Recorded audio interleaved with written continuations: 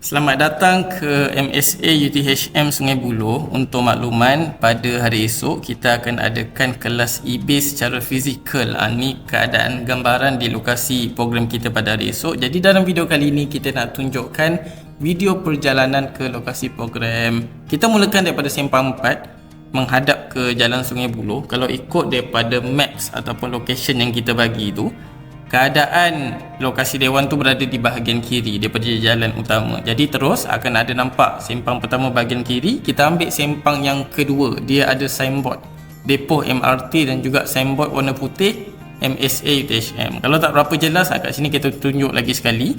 Daripada sini dah masuk sempang tu, belok ke kanan pula.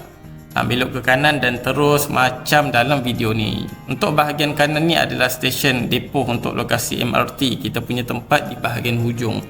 Teruskan perjalanan macam dalam video.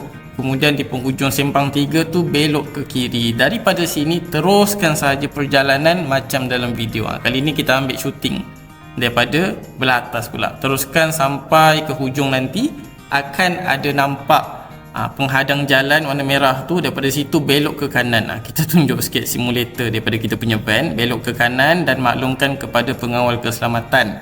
Kat sini ruangan parking cukup dan sampai dah dekat kita punya lokasi program.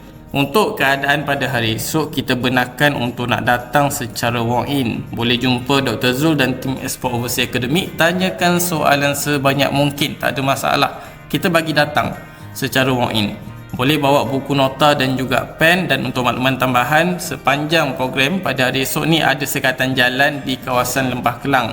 Untuk orang daripada selatan boleh semak notification daripada kita punya grup, dan untuk orang utara boleh rancang perjalanan anda sebaik mungkin. Jadi itu saja, jumpa lagi pada hari esok. Duduk Malaysia tak apa, janji gaji USD.